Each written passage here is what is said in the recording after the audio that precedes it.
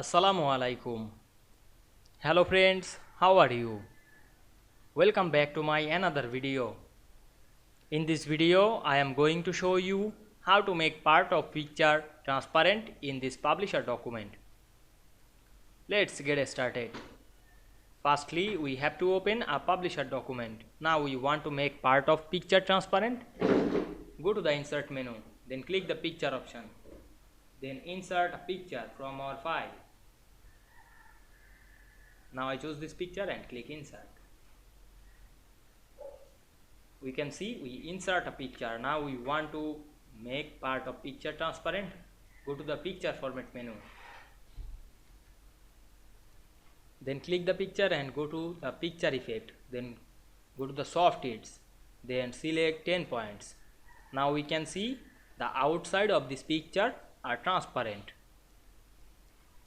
Click the picture and click wrap text option, choose none.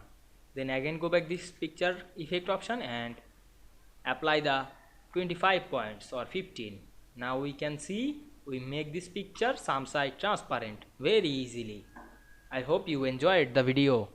Please like, comment, share and subscribe my channel. Thanks for watching.